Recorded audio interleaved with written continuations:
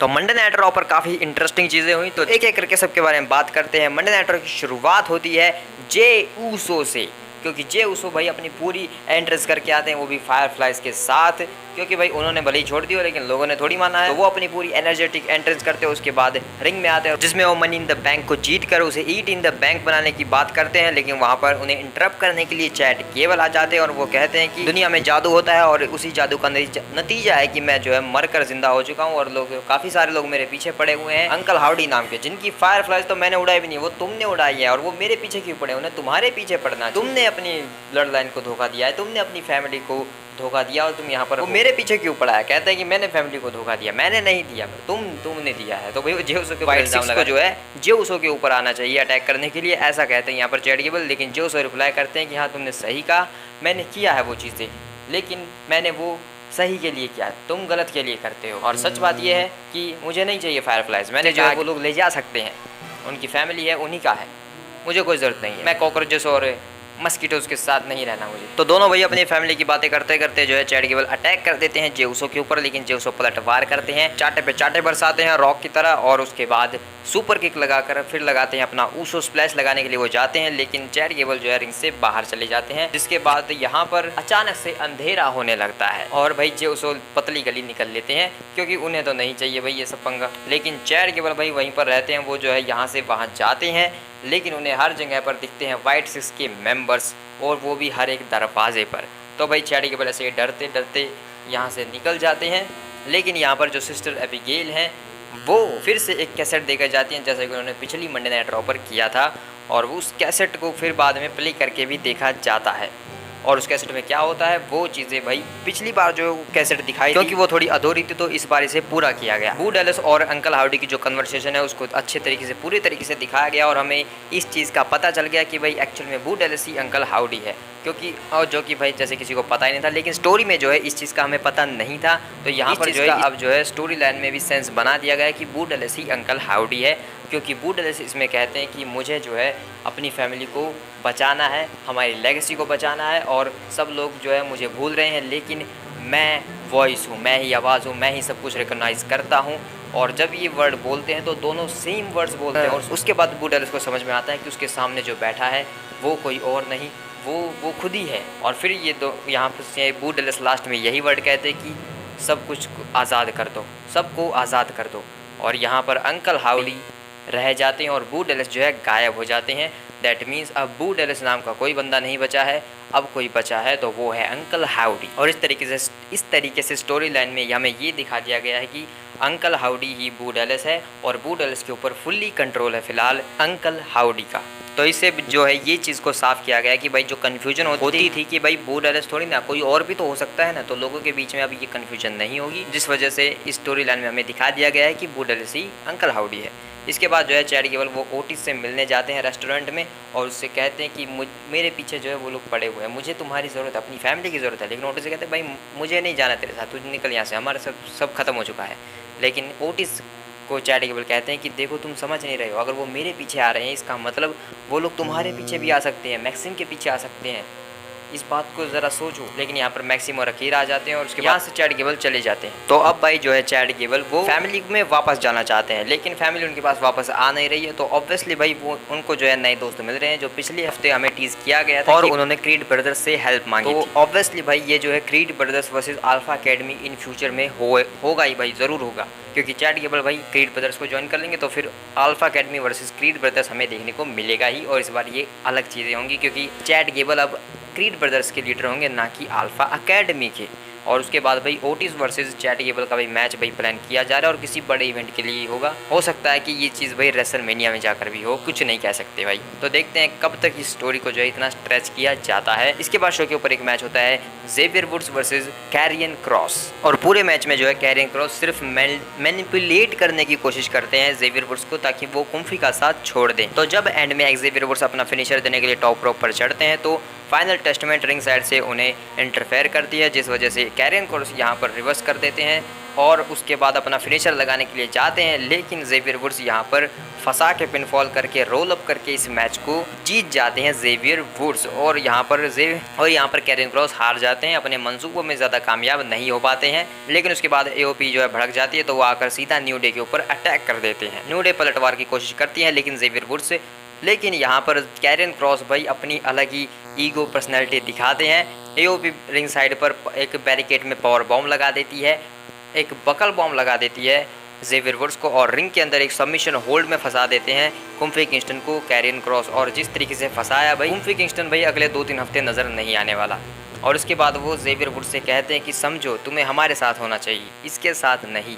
तो भाई अगर कैरियन क्रॉस अपने मंसूबों में कामयाब हो गया तो शायद रेसलमेनिया में हमें Xavier Woods versus Kofi Kingston भी देखने को मिल सकता है। और अगर ये चीज़ हो गई ना भाई, कैरियन क्रॉस का मैं तो फ़ैन हो जाऊंगा भाई, बता रहा हूँ। क्योंकि न्यू डे का ब्रेकअप होगा तभी ये लोग कुछ आगे कर पाएंगे, वरना भाई इनका भाई रिटायर हो जाएंगे न्यू डे में। क्योंकि भाई बिगी की तो कंडीशन हम सबको पता ही है कि क्या है।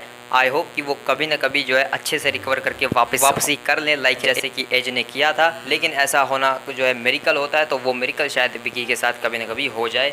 लेकिन अभी के लिए Kofi Kingston versus Xavier Woods अगर ये हो जाती है तो भाई इनकी जो है अलग बात होंगी और एक नई स्टोरी चलेगी इनकी।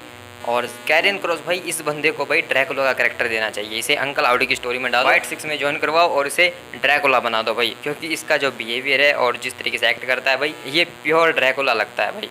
तो ये भाई मेरी सोच है इसके ऊपर। तो इसके बाद भाई हमें पिछले हफ्ते की क्लिप दिखाई जाती है मेन इवेंट में, जहाँ पर लिव मॉर्गन की मदद से जजमेंट डे के पास वर्ल्ड टैग टीम चैंपियंस आ चुकी हैं, चैंपियनशिप आ चुकी हैं। तो जिस वजह से अगर लिव मॉर्गन एक्चुअल में नई मामी बनने वाली है जजमेंट डे की, तो जजमेंट डे के पास ऑल द गोल्ड है, मंडे नाइट रॉ का सारा सोना इन्हीं के पास है। और फिर बैक स्टेज में डेमियन प्रीस्ट जो है और डोमिनिक मिस्टीरियो आपस में बात कर रहे होते हैं, जहाँ पर डोमिनिक कहते हैं कि रिया रिप्ली से मैंने बात कर लिया, सब कुछ सही है। लेकिन डेमियन कहते हैं कि मैंने अभी बात की और कुछ भी सही नहीं है, वो बहुत नाराज़ है तुमसे और तुम क्या करते रहते हो। लेकिन डॉम समझाता है कि देखो मैं करने की कोशिश कर रहा हूँ सब कुछ, लेकिन नहीं होता है। उसके बाद जैसे ही वो क्लब हाउस में घुसते हैं तो उन्हें वहाँ पर लिव मॉर्गन नज़र आती है और वो भाई डोमिनिक को हाई हेलो करके यहाँ से चली जाती है, कहती है कि मैं तो बस ऐसी चिल कर रही थी इनके साथ। और फिर भाई डोमिनिक मिस्टीरियो भी जजमेंट डे के साथ कार्लिटो के साथ मिलकर गेम खेलने लगता है। लेकिन डेमियन प्रीस्ट जो है फिन बैलर को साइड में लेते हैं और उससे कहते हैं कि लिव मॉर्गन यहाँ पर थी क्लब हाउस में, ये बिल्कुल भी सही नहीं है। लेकिन फिन बैलर कहते हैं कि वो देख रहे हो वो टाइटल्स, वो उसी की वजह से हमारे पास है। एक टाइम था जब तुम हमारे साथ थे, लेकिन तुम अब बदल चुके हो, जब से वो टाइटल तुम्हारे पास आया तुम बदल चुके हो। और डेमियन प्रीस्ट कहते हैं अच्छा ऐसी बात है, तो ये असल बात है ना। तो भाई यहाँ पर जो है टेंशन साफ नज़र आती है जजमेंट डे के अंदर, और फिन बैलर और डेमियन प्रीस्ट के बीच सही चीज़ें नहीं है, यानी कि जजमेंट डे में ही कुछ सही नहीं है भाई। ऑब्वियसली भाई लिव मॉर्गन घुस चुकी है। इसके बाद भाई शो के ऊपर एक मैच होता है Liv Morgan versus Zelina Vega for the women's world championship के लिए। मैच चलता रहता है, लेकिन भाई ऑब्वियसली यहाँ पर डोमिनिक मिस्टीरियो आ जाते हैं, रिंग साइड पर खड़े हो जाते हैं। लेकिन उनके पीछे यहाँ पर उनके पिताजी यानी कि रे मिस्टीरियो भी आ जाते हैं भाई, और वो भी रिंग साइड पर खड़े हो जाते हैं। और उसके बाद मैच जो है चलता रहता है रिंग के बीच में, जहाँ पर भाई लिव मॉर्गन भाई वो पूरी तरीके से ट्रोल कर रही है। वो यहाँ पर 3 अमीगोज और एंटी गुerrero का भाई टॉन्ट भी करती है यहाँ पर। और उसके बाद रिया रिप्ली का फिनिशर लगा देती है, जो सबमिशन होल्ड उनका है वो भाई जेलिना वेगा के ऊपर लगा देती है वो। तो यहाँ पर वो हर चीज़ को भाई साथ में जोड़कर चल रही हैं। लेकिन रिंग साइड पर भाई धक्का मुक्की हो जाती है रे मिस्टीरियो और डोमिनिक मिस्टीरियो के बीच, जहाँ पर लिव मॉर्गन फिर रे मिस्टीरियो के ऊपर भाई रे मिस्टीरियो को एक बेसबॉल किक लगा देती हैं। लेकिन जेलिना वेगा यहाँ पर एक 619 लगाती हैं, उसके बाद DDT लगाती हैं, पिन करती हैं, लेकिन किक आउट होता है। डोमिनिक मिस्टीरियो चेयर दे देता है भाई जेलिना वेगा को, जैसे कि बैकी को दी थी, और कहता है कि मारो उसे। लेकिन जेलिना वेगा भाई उल्टा कर देती है, लिव को मारने के बजाय डोमिनिक को मार देती है भाई चेयर। और क्योंकि वो रोप्स के आसपास खड़ी थी, तो यहाँ पर लिव मॉर्गन का फिनिशर आता है और लिव मॉर्गन अपना फिनिशर लगाकर इस मैच को जीत जाती हैं और स्टिल हमारी चैंपियन रहती है। उसके बाद वो डोमिनिक के पास जाती हैं, उसे कहती हैं कि देखो तुमने मुझे जिता दिया, थैंक यू वगैरह, और उसके पीछे चली जाती है। भाई डोमिनिक ने क्या किया भाई, डोमिनिक तो हरवाना चाहता था, गलती से जीत गई वो। उसके बाद उनका जो है इंटरव्यू लेती है कैथेकली वहीं पर एंट्रेंस के ऊपर, और उनसे पूछते हैं कि कैसा लग रहा है। तो लिव मॉर्गन कहते हैं मुझे काफ़ी खुशी है और मैं अपने आप में जो है दुनिया की सबसे लकीएस्ट गर्ल मैं अपने आप को फील कर रही हूँ, क्योंकि मेरे पास सबसे गॉर्जियस बंदा है इस टाइम पर, जिसका नाम डोमिनिक है। मेरा डैडी डॉम। तो इस तरीके से वो जो है डोमिनिक को बोलते हैं कि वो डैडी डॉम है। और भाई उनकी टी शर्ट पर देखो live finally on the top लिखा है, जैसे मामी ऑन द टॉप था। तो भाई यहाँ पर भाई लिव मॉर्गन भाई अलग ही चीजें कर रही है। लेकिन इसके बाद भाई सेथ रॉलिंस शो के ऊपर आते हैं, हर चीज को जो है बर्न डाउन कर देते हैं, रिंग के अंदर आते हैं और मंडे नाइट रॉलिंस की शुरुआत करते हैं। और वो कहते हैं कि मैं यहाँ पर आया हूँ, टोरंटो में जाने वाला हूँ और जो है चैंपियंस का शहर है टोरंटो, तो वहाँ पर जो है मैं बनूंगा चैंपियन, तुम्हारा वर्ल्ड हेवीवेट चैंपियन बनूंगा मैं वहाँ पर। और यही सबसे बड़ी बात है। लेकिन मैं कई बार सोचता हूँ अगर मैं वो नहीं कर पाया तो मुझे जो है पीछे अपने करियर के बारे में पूरा सोचना पड़ेगा, अपने आप को बदलना पड़ेगा। लेकिन मेरे पास सबसे ज़्यादा प्रेशर है मनी इन द बैंक में, और जब सबसे ज़्यादा प्रेशर होता है उसी टाइम पर सेथ रॉलिंस अपना बेस्ट वर्जन निकाल कर आता है। मैं वर्ल्ड चैंपियन बनूंगा मनी इन द बैंक में, उसके बाद जजमेंट डे से डेमियन प्रीस्ट को निकाल दूंगा, क्योंकि उसके बाद ही उसका बेस्ट वर्जन निकल के आ सकता है। लेकिन तभी यहाँ पर फिन बैलर आ जाते हैं और वो सेथ रॉलिंस को इंटरप्ट करते हैं और कहते हैं कि तुम जानते हो मेरा मूड काफ़ी ख़राब है। और पता है क्यों ख़राब है? क्योंकि तुमने सब कुछ आके सत्यानाश कर दिया है, डेमन को बदल दिया, जजमेंट डे बदल चुकी है और ये सब तुम्हारी गलती है।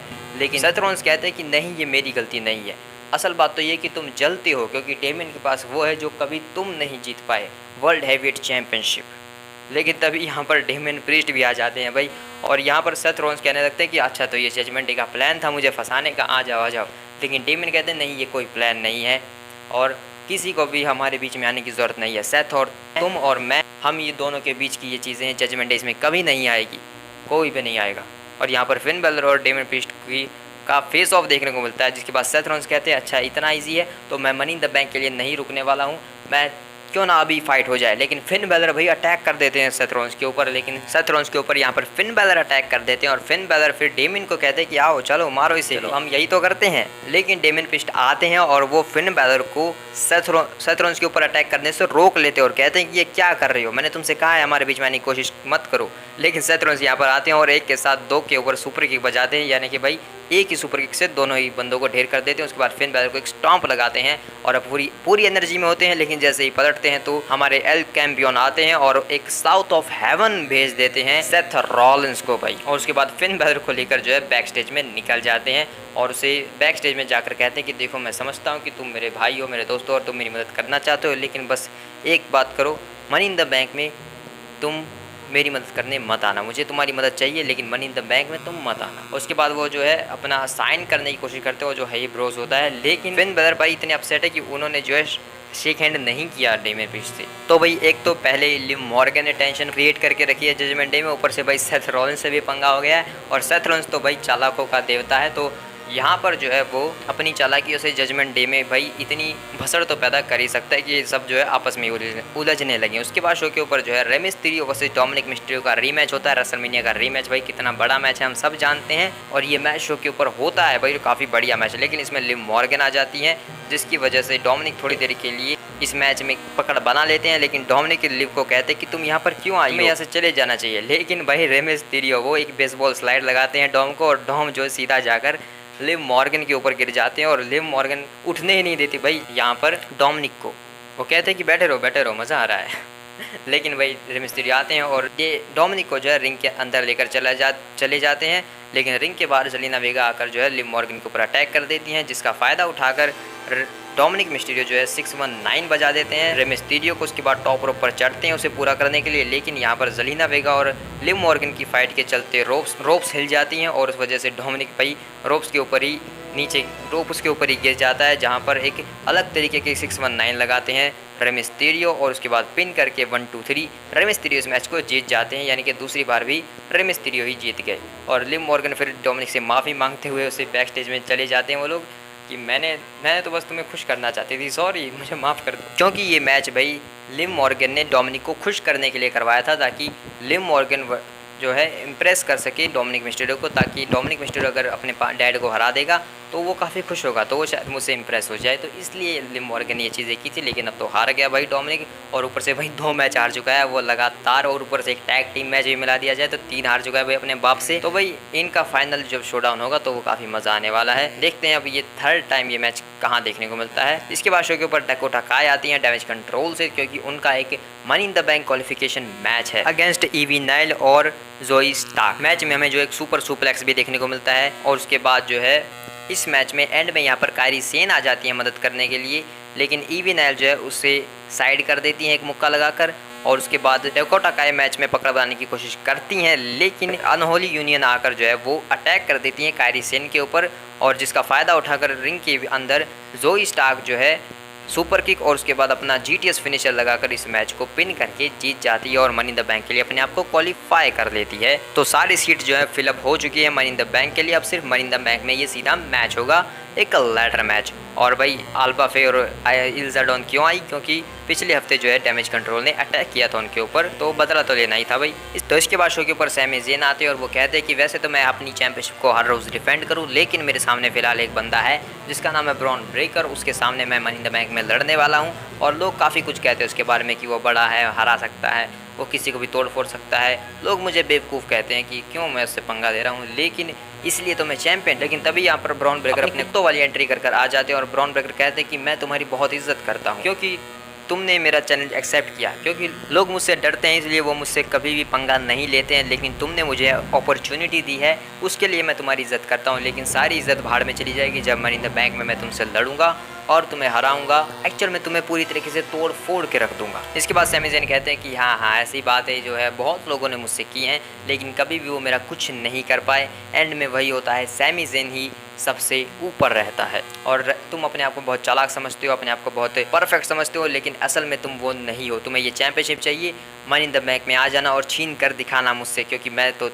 बिल्कुल भी आसानी से नहीं देने वाला हूँ। जिसके बाद ब्रॉन ब्रेकर भाई साइलेंट हो जाते हैं और जाने लगते हैं, लेकिन भाई जो कुत्ते भौंकते नहीं हैं वही असल में काटते हैं। तो यहाँ पर ब्रॉन ब्रेकर वही करते हैं, वो सीधा अचानक से एक स्पीयर लगा देते हैं सैमी ज़ेन को और उसके बाद ये स्पीयर लगाने के बाद वो यहाँ से जाने लगते हैं। लेकिन सैमी ज़ेन भाई क्यों खड़ा हो गया भाई वो खड़ा हो जाता है भाई रिंग साइड पर जाकर, जिस वजह से ब्रॉन ब्रेकर को एक और मौका दिखता है स्पीयर लगाने का, तो वो स्पीयर लगाने जाते हैं, लेकिन सैमी ज़ेन यहाँ पर पलट वार कर देते हैं, वो उछल जाते हैं और उसके बाद ब्रॉन ब्रेकर जाकर सीधा स्टील स्टेप्स में भिड़ जाते हैं और उसके बाद रिंग साइड पर इन दोनों का ब्रॉल स्टार्ट हो जाता है। ब्रॉल जो है रिंग के अंदर जाता है जहां पर एक टर्न बकल एक्सप्लोडर सुप्लेक्स लगा देते हैं सैमी ज़ेन ब्रॉन ब्रेकर को। उसके बाद हलवा किक के लिए जाते हैं, लेकिन ब्रॉन ब्रेकर फिर से पलटवार करते हैं, एक स्पीयर लगाते हैं और इस तरीके से सैमी ज़ेन को यहाँ पर डिस्ट्रॉय कर देते हैं। ब्रॉन ब्रेकर चैंपियनशिप को उठाते हैं अपने हाथों में और भाई उठा लिया है। तो भाई मोस्टली भाई जो लोग मैच से पहले चैंपियनशिप को उठा लेते हैं तो वो जीत नहीं पाते हैं, लेकिन ब्रॉन ब्रेकर और सैमी ज़ेन ने इस ब्रॉल से साबित कर दिया कि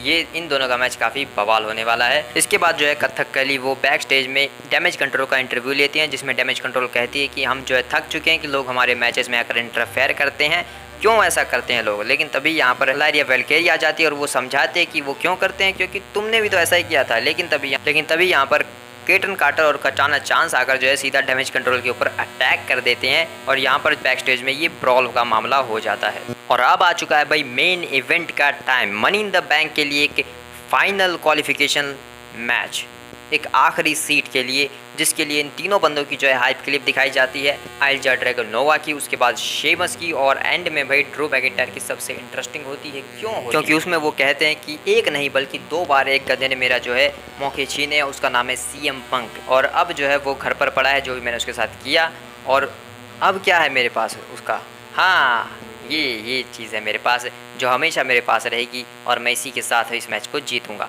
इसके बाद शो के ऊपर ये मैच स्टार्ट होता है, ड्रू मैकिंटायर आते हैं, शेमस आते हैं, भाई ड्रू मैकिंटायर शेमस आपस में उलझे हुए हैं और आइल्जा ड्रैगनोवा आते हैं। ड्रू मैकिंटायर उन्हें साइड कर देते हैं कि पहले हमें अपना मामला सुलझाने दे। आइल्जा ड्रैगनोवा 2 बार आते हैं, लेकिन दोनों बार धक्का लगाकर ड्रू मैकिंटायर अलग कर देते हैं। भाई अंडर एस्टिमेट करते हैं, यहाँ पर इग्नोर करते हैं आइल्जा ड्रैगनोवा को पूरी तरीके से, लेकिन आइल्जा ड्रैगनोवा आकर सीधा एक नी स्ट्राइक लगा देते हैं ड्रू मैकिंटायर को। ड्रू मैकिंटायर मैच से बाहर हो जाते हैं थोड़ी देर के लिए। उसके बाद शेमस और आइल्जा ड्रैगनोवा जो है मैच के बीच में लड़ते रहते हैं और भाई पूरे मैच में ज़्यादातर यही दोनों लड़ रहे थे। भाई ड्रू मैकिंटायर एक्शन से काफ़ी बच रहे थे। रिंग साइड पर आयरिश ढोल देखने को मिलता है शेमस की तरफ से ड्रू मैकिंटायर के ऊपर बैरिकेड पर। उसके बाद रिंग के अंदर आते हैं, आइल्जा ड्रैगनोवा अपना जलवा दिखाते हैं, भाई दोनों को बुरी तरीके से धोते हैं, दोनों को ही भाई शेमस को रिंग साइड पर अपना फिनिशर लगाते हैं और फिर रिंग के अंदर जाकर ड्रू मैकिंटायर को एक स्टैंड डाउन और उसके बाद अपना फिनिशर लगाकर इस मैच में पिन करते हैं 1-2, लेकिन ड्रू मैकिंटायर किक आउट कर देते हैं। भाई कैसा फिनिशर है भाई, आज तक मैंने नहीं देखा कि आइजा ड्रैगनोवा ने एक बार अपना फिनिशर लगाया और पिन होकर वो जीत गए हो। तो भाई आइजा ड्रैगनोवा को अपना फिनिशर चेंज करने की ज़रूरत है, या फिर भाई वो हर बार उनका मैच और उनके जो पंगे हैं वो शायद ज़्यादा ताकतवर और बड़े लोगों के साथ होते हैं, ये भी एक रीज़न हो सकता है। हमें टॉप रोप से इसमें एक बिगर सुपर सुप्लेक्स देखने को मिलता है आइजा ड्रैगनोवा की तरफ से। शेमस और ड्रू मैकिंटायर दोनों को एक साथ लगाते हैं। ड्रू मैकिंटायर इसमें क्लेसबो केस लगा देते हैं उसके बाद आइजा ड्रैगनोवा के ऊपर। उसके बाद ड्रू मैकिंटायर क्लेमोर किक के लिए जाते हैं, लेकिन आइजा ड्रैगनोवा इसका भी पलटवार कर देते हैं अपने हेडबट से भाई, अपने फ्लाइंग हेडबट से। लेकिन ड्रू मैकिंटायर सीधा रिंग से बाहर चले जाते हैं तो वो कवर नहीं कर पाते हैं, जिसके बाद उन्हें शेमस दिखते हैं तो शेमस के ऊपर वो कॉस टू कॉस करने के लिए जाते हैं, लेकिन शेमस यहाँ पर काउंटर अटैक में एक नी स्ट्राइक बजा देते हैं। और जब ये लगी थी ना भाई तो पूरा जो स्क्रीन है वो रेड हो गई थी। तो भाई ये जो गेम वाला जो सीक्वेंस होता है ना कि वहाँ पर फर्स्ट ब्लड, जब ब्लड मैच होता है, जब उसमें ब्लड आ जाते हैं तो पूरी स्क्रीन जो है रेड चमकने लगती है, तो वैसी चीज़ हो गई थी भाई। तो ऐसा लगा कि क्या आइजा ड्रैगनोवा को ब्लड आ गए, लेकिन नहीं। उसके बाद जो है शेमस अपना ब्रो किक भी लगा देते हैं और जब वो पिन करते हैं 1-2, लेकिन यहाँ पर ड्रू मैकिंटायर जो है रिंग साइड से खींच लेते हैं आइजा ड्रैगनोवा को, उसे बैरिकेड के पार फेंक देते हैं, रिंग के अंदर जाते हैं। ड्रू मैकिंटायर वर्सेस शेमस का फाइनल शो डाउन होता है। शेमस यहाँ पर फिर से आयरिश ढोल बजा देते हैं ड्रू मैकिंटायर का रिंग के अंदर, और फिर रिंग के अंदर वो जब अपना फिनिशर लगा देने के लिए जाते हैं ब्रो किक, तो ड्रू मैकिंटायर यहाँ पर उसका पलटवार करते हैं पिन से, लेकिन पिन पर होता है किक आउट। उसके बाद फिर से एक नी स्ट्राइक ड्रू मैकिंटायर के चेहरे पर, लेकिन ड्रू मैकिंटायर की तरफ से एक क्लेमोर किक लगती है फाइनल में, और फिर होता है 1-2-3। ड्रू मैकिंटायर इस मैच को जीत कर चले जाते हैं मनी इन द बैंक में, और ये मैच भी भाई पूरी तरीके से सेटअप हो चुका है। और इसके बाद ड्रू मैकिंटायर एक कैथेकली जो है ड्रू मैकिंटायर से सवाल भी पूछती हैं, और ड्रू मैकिंटायर कहते हैं कि मैं जाऊंगा मनी इन द बैंक में और जीतूंगा उस ब्रीफ केस को, और वहाँ पर वर्ल्ड चैंपियन भी बनूंगा उसी रात पर, और उस टाइम पर ये चीज़ मेरे साथ होगी। भाई वो ब्रेसलेट का किस भी ले लेते हैं भाई, उस ब्रेसलेट के ऊपर एजे ली का नाम लिखा हुआ है, सीएम पंक की वाइफ का, और उसके साथ जो है लैरी का भी भाई। तो भाई और किसी का तो पता नहीं, लेकिन कुछ महीनों पहले मैंने इस चैनल पर एक वीडियो डाली थी जिसमें मैंने ड्रू मैकिंटायर के money in the bank winner की बनने की बात की थी, तो वो भविष्यवाणी मेरी सच होने जा रही है काफ़ी हद तक। तो उसके बारे में भाई अगली वीडियो जो मनी इन द बैंक की विनर प्रेडिक्शन की आएगी उसमें बात करेंगे। और अगले हफ्ते की मंडे नाइट रॉ के लिए Jey Uso versus Chad Gable के मैच को ऑफिशियल किया गया, उसी के साथ 6 मैन टैग टीम मैच भी होगा, डैमेज कंट्रोल वर्सेस लायरिया वेलकेरिया एंड कटाना चैंस एंड केटन कार्टर। तो कुछ लोगों के लिए भाई बहुत सारी खुशखबरी, उन लोगों को काफ़ी मज़ा आता है रेसलमेनिया के बिहाइंड द सीन्स देखने में, जिनको मज़ा आता है। तो भाई रेसलमेनिया 40 की जो बिहाइंड द सर्टेन वीडियो थी भाई वो यूट्यूब के ऊपर अपलोड होने वाली है, तो देखेंगे भाई उसमें क्या क्या होता है। अगर कुछ इंटरेस्टिंग हुआ तो उसके बारे में चैनल के ऊपर ज़रूर बात करेंगे। तो मिलते हैं किसी और वीडियो में, तब तक के लिए बाय।